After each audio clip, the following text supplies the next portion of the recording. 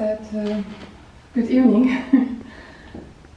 My name is Lucija Stupica. And I'm Rushika Wick. It's the first time for us, and we had a really nice conversation on Vilnius. I need to say, whenever I'm on stage, I know that I'm a poet. I can really talk a lot off stage, but on stage there is something else happened, and I know that I start to condense my own words as I do with my poetry. But it was really lovely to thank you, Steve, to give me a pleasure to meet Rushika. Yes, likewise. Should we say that we chose a team? Will you say something? Yeah. So the process that we used was just sort of reading a bit of each other's works and looking at themes and then responding to themes that we both identified with. And one of the themes that came through was migration and also a sense of belonging, home. So these were, and movement, travel. So these were themes that we decided to build on. On the plain, the mountains cast long shadows in the sunny day. It smells of us. I'm returning. Where? I don't know. The seagulls are flying low as well. They cry when their offspring are nearby. Within myself, there is a swan stretching its neck, glaring, chasing away anyone approaching. On the seat beside me, a father and his daughter are looking at the photos from a family trip. I'm scared, Marusha. The borders are packed on there. They're looking at the children, wanting the best for them. Looking at the children and seeing their fathers. Looking at the fathers and letting them die slowly.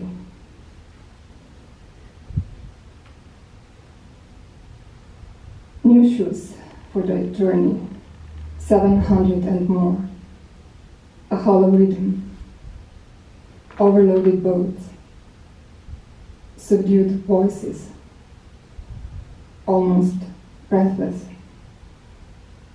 New shoes on the shore, certainly, inevitably. Breathe. I can't.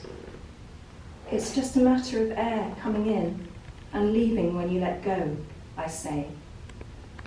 I can't let go. Those 4 words stained and worked by lips too chilled. Fuck the golden thread, I think. What about the eye of this invisible needle? Breathe, I say. Ride my breath. Jump on. I'll take you where your chest will bloom. Remember? Yes. But this edge means we can see where to go, so hold my hand now. The table is placed by the window. Perhaps the answer lies in the movement, in the wind. The branches aren't enough. The movement you need for writing. The movement of people and leaves falling onto the ground. Or the branches in winter time cracking in the cold. Or the birds falling with their flight often steep, almost vertical. I want to watch raindrops touching the ground, spilling into the soil, and the flakes of snow sitting down on the cypresses, forming caps and borders. I had a dream you were chain-smoking roll-ups, which you've never done. Your sister died of cancer, meaning I'm worried about you being worried. Don't worry, you say. You are more than tired. And I wonder about the substance of dreams, their warp and weft. Nazca lines across mobile plains. Mother, when you left your country, you entered a perpetual state of departure. It is said of diaspora that the purest currency is memory, mined from air. I ask you, how can we move from nostalgia, the shadow of blossom, to seeing? Left snakeskins of clotted fear and spun mess fall to a welcome ground. How prior to shedding, skin turns bluish, eyes become opaque, hindering vision. Mother, most days I feel like a wasp drone is silently tracking the globes of my eyes. One power is this. Each time my mother says my name, I am born.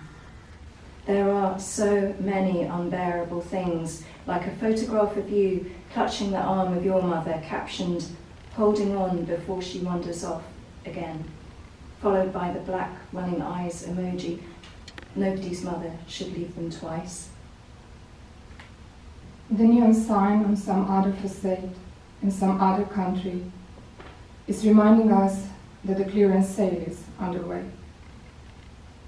I'm telling you about the sailboat and the emerald waters in the lagoons I wish to visit. We are standing before a dark river where barges are flowing, their thoughts are with the oppressed. The heart of darkness is telling you that we live as we dream, alone. With invisible baggage, you and I travel further, several thousand books, yet non-stop. When the surface freezes over, ice covering it, we slide back into the past, the place of birth. We'll understand why we find it hard to breathe at night, why there are names burning on the doors, and why unanswered letters are reflected off the frozen ground.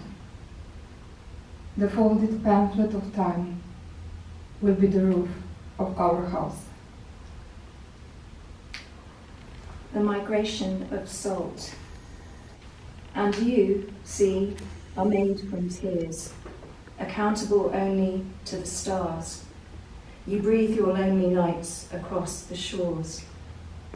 I ask, are tears a mordant to sustain the idea of the future?